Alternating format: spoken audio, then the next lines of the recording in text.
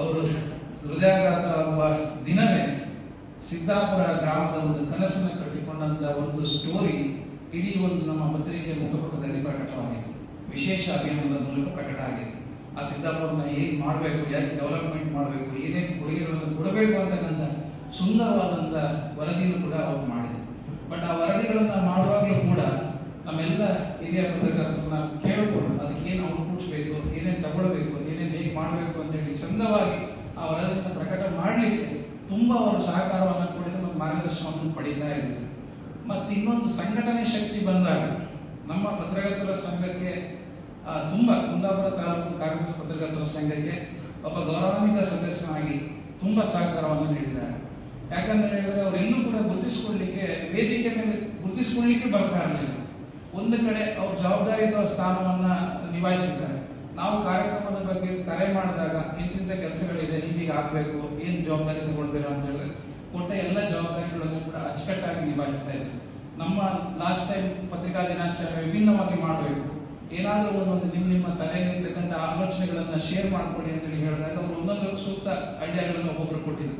But ಇವರು ಒಂದು ವಿಶೇಷವಾಗಿ ವಾಲ್ಬೆಲ್ಲ ಅಂತೇಳಿ ಹೇಳ್ತಕ್ಕಂಥ ಒಂದು ಬೆಲ್ಲವನ್ನು ತಂದು ಅತಿಥಿಗಳಿಗೆ ಕೊಡಿ ಅಂತೇಳಿ ಹೇಳಿ ಯಾವ ಕೃಷಿಕರನ್ನ ಮೀಟ್ ಮಾಡಿ ಅವರ ಮನೆಗೆ ಹೋಗಿ ಅದನ್ನು ತಗೊಂಡು ಬಂದಂಥ ವ್ಯಕ್ತಿ ಅವರು. ಆ ಕಾರ್ಯಕ್ರಮದಲ್ಲಿ ಇಡೀ ವಾಲ್ಬೆಲ್ಲನೇ ಫೇಮಸ್ ಆಗಿದೆ. ಅದರಿಂದ ನಮ್ಮ ಕಾರ್ಯಕ್ರಮ ಕೂಡ ಮೆರುಗು ಹೆಚ್ಚಾಯಿತು. ಈ ಒಂದು ಸಂದರ್ಭದಲ್ಲಿ ಅವರನ್ನ ನೆನೆದ್ರ ಜೊತೆಗೆ ಅವರ ಆತ್ಮಕ್ಕೆ ಶಾಂತಿಯನ್ನ ಕೊಡಲೇಬೇಕು ಅಂತ ಹೇಳಿ ಬಯಸ್ತಿದ್ದೆ. ಅದಲ್ಲದೆ ಕುಟುಂಬ ತುಂಬ ಕನಸನ್ನ ಇಟ್ಕೊಂಡಿದ್ದಂಥ ಕುಟುಂಬ ಅವರು. ನಾಗೇಶ್ ಮನೆ ಫಿನಿಶ್ ಮಾಡಬೇಕು, ಒಂದು ಮದುವೆ ಆಗಬೇಕು ಅಂತ ಹೇಳಿ ತುಂಬ ಕನಸಿತ್ತು ಅವ್ರಿಗೆ. ಒಂದು ತುಂಬ ನಮ್ಮ ಇದರಲ್ಲಿ ಹೆಣ್ಣು ಸಿಗ್ತಾ ಇಲ್ಲ, ಮದುವೆ ಆಗಬೇಕು, ತಾಯಿ ನೋಡ್ಕೊಳ್ಳೋರು ಯಾರಿಲ್ಲ, ಅಣ್ಣನ ನೋಡ್ಕೊಳ್ಳೋರು ಯಾರಿಲ್ಲ, ಮನೆ ಬೇರೆ ಕಟ್ತಾ ಇದ್ದೆ, ಬ್ಯಾಂಕಲ್ಲಿ ಸಾಲ ಮಾಡಲಿಕ್ಕೆ ತುಂಬ ಹೆದರಿಕೆ ಆಗುತ್ತೆ, ನಮಗೆ ಸಂಬಳ ಅಂತಕ್ಕಂಥದ್ದಿಲ್ಲ. ಕೃಷಿನೇ ಅವರಿಗೆ ಜೀವಾಳ ಆಗಿತ್ತು. ಒಂದು ಸ್ವಲ್ಪ ಇದ್ದಂಥ ಕೃಷಿನ ಇವರೇ ಬೆಳಿಗ್ಗೆ ಬೇಗ ಎದ್ದು ಕೃಷಿ ಚಟುವಟಿಕೆಯಲ್ಲಿ ಭಾಗವಹಿಸಿ ತನ್ನ ಕುಟುಂಬ ಮತ್ತು ಕೃಷಿ ಜೊತೆಗೆ ಎರಡನ್ನು ತಗೊಂಡು ಒಟ್ಟಿಗೆ ಹೋಗ್ತಾ ಇದ್ರು. ಈ ಕಟ್ಟಿರುವಂಥ ಮನೆ ಮುಕ್ಕಾಲು ಭಾಗ ಫಿನಿಶಿಂಗ್ ಹಂತದಲ್ಲಿದೆ. ಇನ್ನು ಟೈಲ್ಸ್ ವರ್ಕ್ಗಳು ಹಾಕಬೇಕು, ಪೇಂಟ್ ಕೆಲಸಗಳು ಆಗಬೇಕು. ಇದರ ನಡುವೆ ತುಂಬ ಜವಾಬ್ದಾರಿ ಹೊಂದ್ಕೊಂಡಂಥ ವ್ಯಕ್ತಿ. ಈಗ ಅವ್ರ ಭಾವನೂ ಇಲ್ಲ. ಅವ್ರ ತಾಯಿ ವಯೋವೃದ್ಧರಾಗಿದ್ದು ಅನಾರೋಗ್ಯದಿಂದ ಪೀಡಿತರಾಗಿದ್ದರು.